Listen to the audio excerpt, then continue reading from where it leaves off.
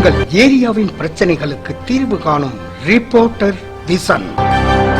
சர்வதேச அளவில் chess champion ஆவதே லட்சியம். காமன்வெல்த் செஸ் போட்டியில் வெண்கல பதக்கம் வென்ற மதுரையைச் சேர்ந்த அருள் பிரகாஷ் பேட்டி. சமீபத்தில் இலங்கையில் நடைபெற்ற காமன்வெல்த் சதுரங்க போட்டியில் வெள்ளி பதக்கம் வென்ற மதுரையைச் சேர்ந்த 10ஆம் வகுப்பு மாணவன் அருள் பிரகாஷுக்கு சோழவந்தான் அருகே அவர் படித்த பள்ளி நிர்வாகம் சார்பில் பாராட்டு விழா நடத்தி பரிசு சான்றிதழ் வழங்கப்பட்டது. பள்ளியின் சார்பில் ஆசிரியர்கள், மாணவ மாணவிகள், பெற்றோர்கள் ஏராளமானோர் கலந்து கொண்டனர். அருள் பிரகாஷை பாராட்டும் விதமாக மாவட்ட அளவில் பள்ளிகளுக்கு இடையேயான செஸ் போட்டிகள் நடைபெற்றது. வெற்றி பெற்றவர்களுக்கு பரிசுகளும் சான்றிதழ்களும் வழங்கப்பட்டன. தொடர்ந்து செய்தியாளரிடம் பேசிய அருள் பிரகாஷ் கூறும்போது, நான் மதுரை பழங்கானத்தம் பகுதியில் வசித்து வருகிறேன். சோழவந்தான் அருகே நகரி கல்வி இன்டர்நேஷனல் பள்ளியில் 10ஆம் வகுப்பு படித்து வருகிறேன். கடந்த 9 ஆண்டுகளாக செஸ் விளையாடி வருகிறேன். தற்போது இலங்கையில் நடந்த காமன்வெல்த் போட்டியில் 100.20 கேட்டகரியில் விளையாடிய நான் 9 ரவுண்டுகளில் 5 புள்ளிகள் பெற்றேன். இதில் 1 GM 2 GM ஐ டிரா செய்திருந்தேன். 2 IMஐ ஃபிட் பண்ணியிருந்தேன்.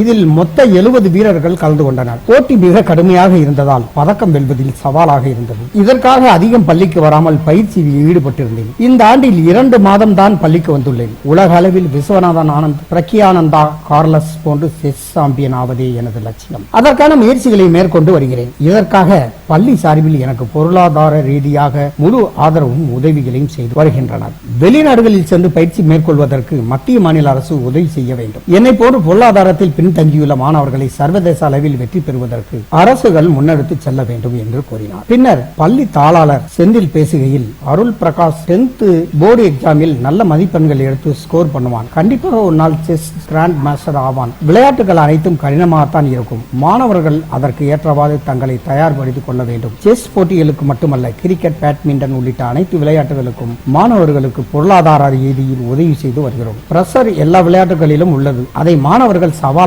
எடுத்து வெற்றி பெற வேண்டும். கடினமாக உழைத்தால் வெற்றி பெறலாம். இந்தியாவில் உள்ள முதல் 10 விளையாட்டுகளில் ஒன்று முதல் 7 வரை கிரிக்கெட் தான் உள்ளது. 8 மற்றும் 9வது இடத்தில் பேட்மிண்டன், 10வது இடத்தில் செஸ் போட்டியும் உள்ளது. ஆனால் தற்போது மாறி வருகிறது. அரசு விளையாட்டு போட்டிகளுக்கு அதிக உதவிகளை செய்து வருகிறது. பெற்றோர்களும் தங்கள் குழந்தைகள் விளையாட்டு போட்டிகளில் வெற்றி பெற முழு ஆதரவை தெரிவித்து வருகின்றனர். அருள் பிரகாஷ் போன்று மற்ற மாணவர்களும் தங்களுக்கு விருப்பமான விளையாட்டு போட்டிகளில் வெற்றி பெற வேண்டும் என வாழ்த்துகிறேன். இவ்வாறு அவர் கூறினார். 70 பிளேயர்ஸ் கலந்துருந்தாங்க. ஸோ அதில் வந்து நான் விளாண்டு 19th பிளேஸ் ரொம்ப என்னோட எல்லாருமே நிறைய ரேட் அடிச்சிருந்தாங்க. என்னோட நிறைய ஸ்டாண்டர்ட் அதிகமாக இருந்தாங்க.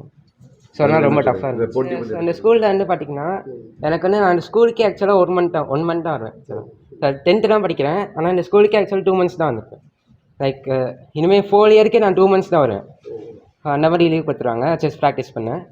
ஸோ அதனால் ஃபுல் சப்போர்ட்டும் கொடுத்துருவாங்க. ஃபினான்ஷியலாக கூட சப்போர்ட் கொடுத்துருவாங்க. அப்புறம் படிப்புலையும் கொடுத்துருவாங்க. லைக் நான் ஏன்னா ஃபாரின் டோர்னமெண்ட் போகிறதுக்கு வந்து ரொம்ப கேஷ் தேவைப்படுது. அது வந்து இப்போ எங்கள் சூழ்நிலை வந்து ரொம்ப சும்மா சாணம் இருக்கிறதுனால போக முடிய மாட்டேங்குது. ஸோ அதனால் கொஞ்சம் ஃபினான்ஷியலாக சப்போர்ட் பண்ணாங்க. ஆக்சுவலாக ஒரு டெய்லியும் 10 to 12 hours நான் வந்து செஸ் ப்ராக்டிஸ் பண்ணுவேன். டைம் கிடைக்கிறப்பெல்லாம் நான் செஸ் ப்ராக்டிஸ் பண்ணுவேன். ஆக்சுவலாக ஸ்கூலுக்கே அவ்வளோவா போக மாட்டேன். செஸ் தான் ஃபுல் டைமாக ப்ராக்டிஸ் பண்ணியிருப்பேன். ஸோ அதனால தான் இந்த மாதிரி டஃப் டோர்னமெண்ட்ஸ்லாம் வர முடியுது. ஸோ அதனால் எல்லாருமே நல்லா ஃபுல் எஃபர்ட்டோடு நல்லா இன்வால்வ் பண்ணி ஹார்ட் ஒர்க் பண்ணிங்கன்னா படிப்பையும் இந்த செஸ்ஸையும் நான் பேலன்ஸ் பண்ணி இந்த வருஷம் போர்டு எக்ஸாம்ஸில் இந்த கேள்விக்கு பதில் சொல்லுங்கள். 10th போர்டு எக்ஸாம்ஸ்லுமே அருள் 450+ எடுப்பார். ப்ளஸ் செஸ் ஆடுவார். ஆக்சுவலாக ஐம் வெரி ஷுர் இன்னும் 2 yearsல இந்த ஸ்கூலை விட்டு வெளில போகிறப்ப 12th முடிக்கிறப்போ கண்டிப்பாக கிராண்ட் மாஸ்டர் ஆகி தான் வெளியே போவார்.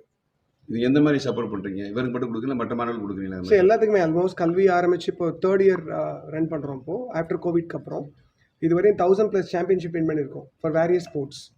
இப்போ கிரிக்கெட்டாக இருக்கட்டும், ஃபுட்பாலாக இருக்கட்டும், அண்ட் டேகோண்டாவாக இருக்கட்டும், இந்த மாதிரி நிறைய கேம்ஸ், செஸ்ஸாக இருக்கும், நிறையா எடுத்துட்டோம் அப்படின்னா 1000+ சாம்பியன்ஷிப் வின் பண்ணியிருக்கோம் ஓவராலாக. பட் லாஸ்ட் 2 years வந்து பார்த்தீங்கன்னா அகடமிக்ஸ்லையுமே வந்து பார்த்தீங்கன்னா டிஸ்ட்ரிக்ட் ரேங்க் கொடுத்துருக்கோம். 12th ஸ்டாண்டர்டில் கியூட்டில் இந்த வருஷம் ஆல் இண்டியா ரேங்க் கொடுத்துருக்கோம். ஆக்சுவலாக அப்போ வந்து பார்த்தீங்கன்னா ரொம்ப ஈக்குவலாக ஒரு ஹாலிஸ்டிக் டெவலப்மெண்ட்டில் தான் ஸ்கூலை ரன் பண்ணுறோம். ஈவன் ஸ்போர்ட்ஸாக இருக்கட்டும், அகடமிக்ஸாக இருக்கட்டும், சயின்ஸ் அண்ட் டெக்னாலஜியாக இருக்கட்டும், இதுமாதிரி எல்லா விஷயமே. இப்போ லாஸ்ட் இயர் நடந்த இப்போ ரொபாட்டிக்ஸ் காம்படிஷன் VITயில் நடந்துச்சு, வெள்ளூர் இன்ஸ்டியூட் ஆஃப் டெக்னாலஜி. அதுலேயுமே பார்த்தீங்கன்னா ஓவரால் சாம்பியன்ஷிப் வின் பண்ணோம். ஸோ அந்த மாதிரி எல்லாத்துலேயுமே பார்த்தீங்க அப்படின்னா எங்கள் ஸ்டூடெண்ட்ஸ் வந்து ரெப்ரசென்ட் பண்ணுறாங்க ஃபார் வேரியஸ் ஆக்டிவிட்டீஸ். இதில் மைண்ட் ரொம்ப ஸ்பெண்ட் பண்ணணும்னு சொல்கிறேன். மற்ற விளையாட்டு போட்டிக்கு செஸ்ஸுக்கு வந்து ரொம்ப ஒரு மன அழுத்தம் இருக்குது சார். கண்டிப்பாக டெஃபினட்டாக ஆக்சுவலாக ப்ரெஷர் எல்லா கேம்லையுமே இருக்குது கூடுதலாக. டெஃபினட்டாக. பட் இது என்னென்னா ஒரு தப்பான மிஸ்டேக், ஒரு மூவ் தப்பாக பண்ணிட்டீங்கன்னாவே மேட்ச் முடிஞ்சிடும் ஆக்சுவலாக. இது ரொம்ப டஃப் ஆக்சுவலி. பட் அருள் சொன்ன மாதிரி வந்து பார்த்தீங்க அப்படின்னா நிறைய ட்ராவலிங் எக்ஸ்பென்சஸ் நிறையா வரும். எல்லாமே டெய்லி ட்ராவல் பண்ணிகிட்டே இருக்கணும். அது பெரிய இது ஆக்சுவலாக. ரெஸ்ட் ஆஃப் ஆனால் பட் எல்லாமே கொஞ்சம் ஹார்ட் ஒர்க் பண்ணால் தான் டெவலப் பண்ண முடியும். இப்போ ரீசெண்டாக வந்து பார்த்திங்கன்னா நம்ம இந்தியாவில் பார்த்தீங்கன்னா லைக் பிரக்யானந்தா, குகேஷ் இவங்க எல்லாருமே நல்லா டெவலப் ஆகிட்டுருக்காங்க ஆக்சுவலாக. அவங்கெல்லாம் வந்து பார்த்திங்கன்னா இவங்கள மாதிரி ஆட்களுக்கு பெரிய ரோல் மாடலாக இருக்காங்க ஆக்சுவலி.